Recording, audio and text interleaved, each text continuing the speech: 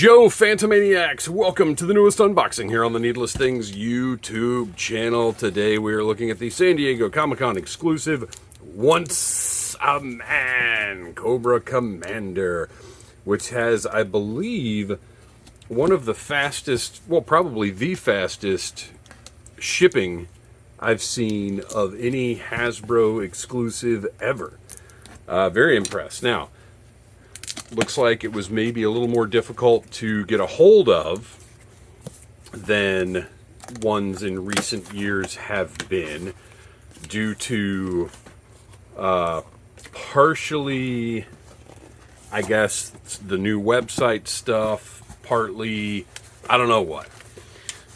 Certainly Hasbro's communication didn't really help, especially if you're a Pulse Premium member. I think we expect a slightly higher level of service than maybe what we're getting. Wow, this lenticular art on the front looks incredible, because as I'm looking at the camera, which is viewing things with a different angle from my eyeballs, I am seeing the Snake version, and as I am looking with my eyeballs at the package, I see the Cobra Commander version. I love lenticular art. I cannot wait to see how they handle Crystal Ball, whether it's the regular version or a retro version that gets the lenticular treatment, but I feel like one of them has to. But anyway, Once a Man Cobra Commander, I got it. Was able to order on day one and then sat there for a couple of days and watched it change into a pre-order that was due on September the 15th, which I, of course, was not pleased about, because this and Death's Head, which I will be reviewing tomorrow, were listed as in stock. And of course, it turned out they were in stock. They got here. I ordered on Monday, and okay, wait, let me think. It's been a very busy weekend. We had a big, massive toy sale here at the house yesterday, which I'm still somewhat exhausted from. Anyway, it got here in a few days. I believe it arrived on Friday. Yeah, I did. So I ordered on Monday. It arrived on Friday. Great turnaround, in my opinion. And here we go. Oh, look at that. Oh, man. So this is a 3-level lenticular operation. So there is Cobra Commander. So you don't want to go that way. So it's, but I can't tilt it correctly to go the other way. Okay, we'll do this. Okay, so there he is, Cobra Commander with, look at this, Globulus in the background, Nemesis Immortal, Roadblock, and then the spores in his face. And then we get the halfway point, and then full mutation into, well, I guess this technically wouldn't be Pet Snake Cobra Commander, because I think once we get to Operation Dragonfire, he's just full on a snake. Well, even at the end of the movie, he's just totally a snake. He doesn't have the arms anymore. But regardless, this is gorgeous lenticular art. There is a sleeve here on the front of this. I was once a man. Excellent packaging execution. I'm very happy with this. So there you go. There you can see the sleeve by itself. Put that off to the side. This is a keeper, 100%. Let's see what the measurements are on this thing. So that is 7.5 inches by 9 inches, which is not in any way a normal frame size. So good luck finding a frame for that. Oh, look, and there's Falcon, I guess, down there at the bottom, which makes sense because he's in the movie, but is also slightly weird. What else have we got? And then the full image on the back. I cannot wait for Globulus in this line. Oh my gosh.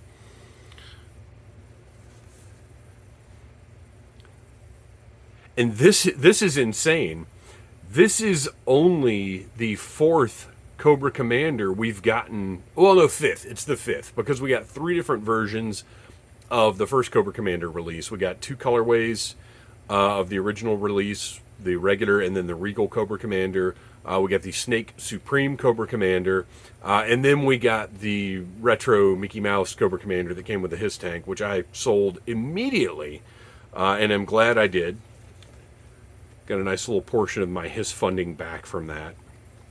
But still, considering the line has been going since 2020, is that right?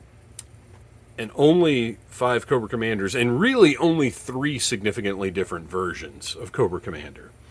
We've got a long way to go with this character. I'm going to open up the front here, which you'll notice has Velcro and a tab. We're going to need this clam, Hasbro. I'm going to need you to get on that. And I love the fact that Globulus has his floating sphere, which to me is a suggestion that whatever plans they have for him will include this and his snake tail. We're not going to look too closely at the figure, of course, because we're getting ready to open it up and check him out. I'm thrilled about this. Personally, I am a big fan of G.I. Joe the movie. It does have a sad, as we've talked about on Audible Interlude, a G.I. Joe podcast, which you can find every Friday wherever you get your podcasts, and streaming alternate Mondays right here on the Needless Things YouTube channel. But as I've discussed before, I've gone back and forth on the movie over the years, and I have settled out at I love it. However, it does bring a certain melancholy with it because, to me, it was the end of G.I. Joe, A Real American Hero, which is sad. So we've got some kind of weird, gross background situation going on here. I don't know what this is, but it's good. But too glossy. Can't use it for a background in a thumbnail. Wow, that blue is great. I can't wait for Retro Cobra Commander. I'm very, very excited. So, I never reviewed the Mickey Mouse Cobra Commander, obviously, because I sold mine. Because I had no interest in having that version in any form, whether it be, mint on card, loose, whatever. That has no nostalgia for me. I didn't know about it until a few years ago, so I just don't care about that at all, and I would much rather have the $150 or whatever I got for selling it than having that version of the figure. So I currently have on the shelf Regal Cobra Commander with the Cobra troops, and then I've got I switched things up once I got the Crimson Baroness, but I had the Snake Supreme Cobra Commander with all the Crimson stuff because it looked really good with that. But now that one is on my alternate versions shelf.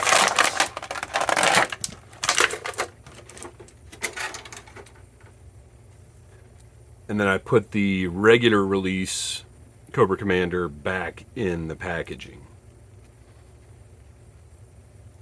And he's just on a display that I have. I've got one of the Walmart end cap displays, and I put a bunch of boxed figures in that. So this is interesting. Let's zoom on in. I said zoom on in.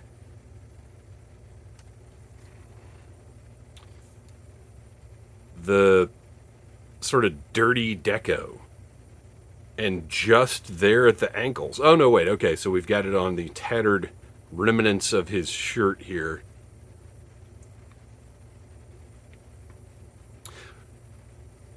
Looks good. I'm not... On regular figures, I wouldn't be a fan of that kind of deco. You guys know I don't like wear and tear. I don't like dirt on neutral versions. But this is representing a very specific instance in the lore. So I'm fine with it looking... unique and having that kind of wear. I notice his neck is turned around the wrong way. Let's get that fixed. There we go. I was going to mention the gap right here, but he's a weird snake dude. I don't think we can get too terribly specific. There's a little tiny spider descending right on top of my phone right now, getting blown around by the fan. Well, I'm going to see if he comes into view. Updates as they're needed. So anyway, Obviously, from the waist down, this will be the same as the Mickey Mouse and the regular retro.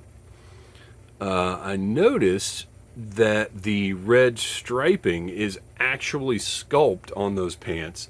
You can even see the stitching, so it's almost as though the red is, well, it's meant to look like the red is actually, a stitched on piece, which looks great. He's got the stirrups going all the way down to his shoes, which, interesting to note, the size of the heel in that shoe. Cobra Commander's got a little bit of a lift going on, which makes sense. I don't know if that was the intent, but it's certainly what it looks like. The only problem I've got with this deco here is that this is just all blue, so it would look better without this deco, because now we've got this breaking it up. So I would have left that off if it were up to me. The red's a little misplaced on the side, but I'll literally never look at it and notice it again, so I'm not worried about it. He feels good. Plastic feels good.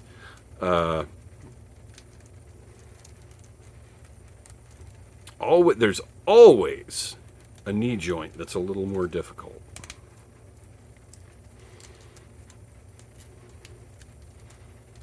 Yeah, everything moves nicely. The way that they've done the sculpt on his arms here, I like how they were able to avoid like the scaling here. So they avoided the elbow so they wouldn't have to put any paint on it, and I think they did a fine job of that, because he is a freakish mutation, a crime against nature. So I'm definitely okay with them taking some liberties with this. Just grotesque. And it's what's truly disturbing, and maybe this is just my eye picking it up and my brain kind of making something of it, but if you look, there's some flesh tone around his eyes still. And I don't know if that's just biology that a snake would have, or if that's meant to be the remnants of his humanity right there around the eyes. Just that flesh coloration.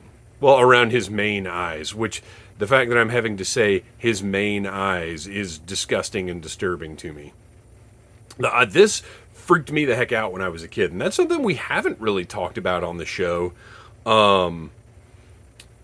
is how disturbing this was. What kind of like traumatizing body horror seeing this happen to a character that, yes, he's the bad guy, but as a kid, this is a character that we've been with for years at this point, and on some level have attachment to.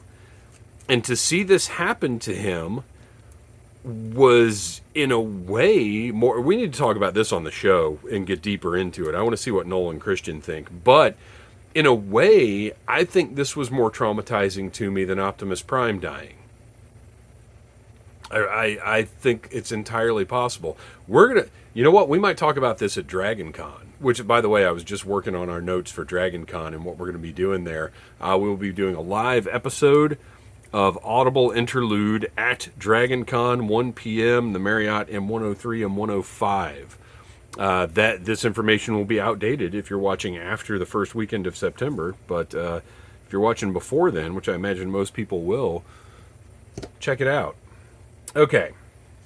We also have, and this is, my son already opened his, because I took him to see the movie in the theater a couple of years, or last year. I think it was last year maybe, or a couple of years ago. It was in the theater, right before Joe Fest, as a matter of fact. So we went and saw it, and he had a good time, and I think this transformation affected him as well. So this is the standard Cobra Commander head helmet, got the white stripe on top. Looks good. Let's give a little swap out. Actually, I'm going to put the shirt back on because we've seen sort of the full snake effect. So let's see the halfway transition. And I don't know how I'm going to display him on the shelf yet. So there it is. The head looks great. I'm very excited again to have... So you'll notice... Just because of the construction of this, this has the higher this is a piece that has to sit on top of the sculpted shoulders. So the head actually looks like it sits a little bit low, which it does. But again, this is a special type of figure. I don't need this to look completely like, totally like it should look. So on the regular Retro Cobra Commander, you'll be seeing this distance between the helmet and the shoulders because it'll be the sculpted shoulders and it won't have this overlay here. So I'm okay with this. This is fine. It looks a little weird, but it's fine. So good metallic paint on the faceplate there. I like the shine on the helmet. Looks great.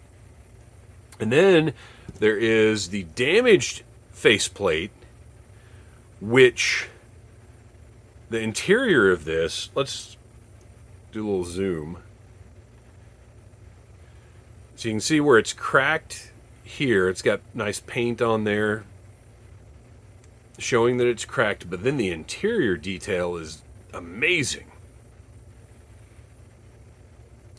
This is a great little piece. The only thing that's disappointing is it doesn't interact with this at all, because this is not a removable faceplate. So I would have liked to be able to put this in the helmet. So I feel like that was a little bit of a missed opportunity there, because now this faceplate is just, I mean, that doesn't do anything. Now this just goes on the ground, but also there's no shell of a helmet to go with it. So where did the helmet go? The faceplate is sitting there. I am a little disappointed by that. And this part is glued in here, so that's not like popping out. So I would, oh, you can see where it's, or welded, plastic welded, whatever it is they do, who cares, adhered. So I wish this came out and you could have a separate helmet piece. That is so far the only disappointing thing to me about the figure. This unaffiliated faceplate is a beautiful piece, but really, what do you do with it? Let's see. We have got his traditional, I guess I'll stay in 4. I'm zoomed into 4. Obviously, this works a little bit differently from the original figure's back piece. It doesn't fit as smoothly into the sculpt. I'll be honest, I don't love it. I don't love the way they executed this. And also I don't love his blaster's pretty stubby. But I've got one by, I think Mark II Designs did it, that looks beautiful, and I'll probably be swapping that one out on the regular, on the Retro Cobra Commander. But yeah, then Mark II Designs also had a back piece that's sculpted to fit the curvature of, it's not the Retro Cobra Commander, it's the original release, but it's sculpted to fit the curvature, and it's perfect and beautiful. And like I said, this is, I'll be honest, this is kind of underwhelming. I don't love that. But I do love that little dab of paint right there that I wonder if it will be present on the regular Retro release. It was probably on the Mickey Mouse one. It would be my guess. Okay, we've got several alternate hands. Normally I would say fists for punching, but these fists are clearly for being in pain, transitioning into a snake form. And then he's got the pointing finger and the grasping hand. This will be fun to play around with those and see which one I end up putting on the shelf.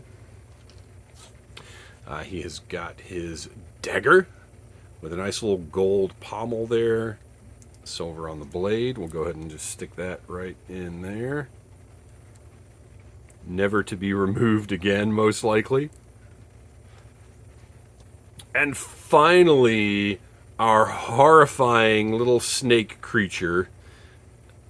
It's got articulated arms, does not have an articulated jaw, which kind of surprises me a little bit.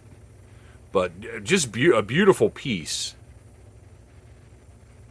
And you'll notice those markings match the markings that were on. Well, we'll go ahead and pull that shirt back off.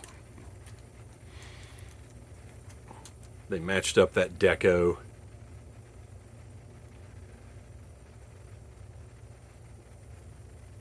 Looks absolutely fantastic. It's got all the eyes. Ugh. Just traumatizing. And we'll go ahead and take, I don't have a roadblock sitting around here, but I do have my Ollie's Dusty. So let's go ahead and see how well this guy fits around.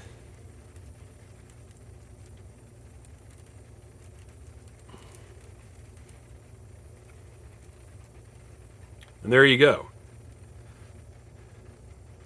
Do that arm kind of right there, that one right there. I wish it just would have been too hard to achieve, I think.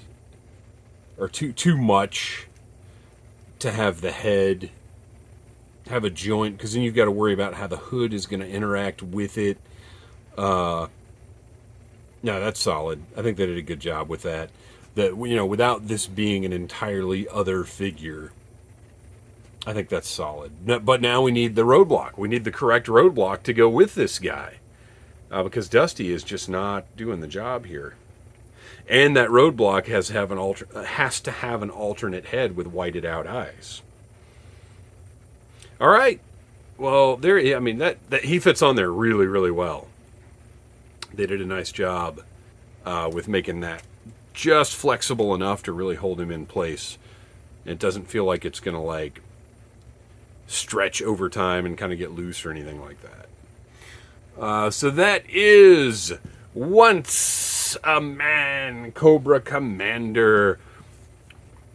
A unique and fantastic release, and in my opinion, a great choice for a convention release, because it is a weird, different, scene-specific version of a character.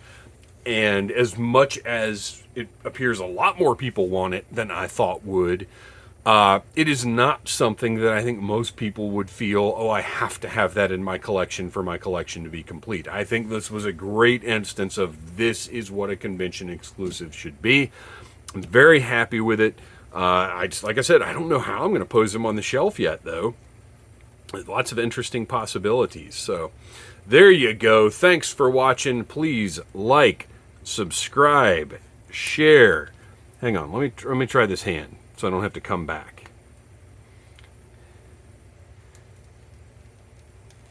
All right, the hands swap out nicely, which, you know, I expected, but you never know for sure.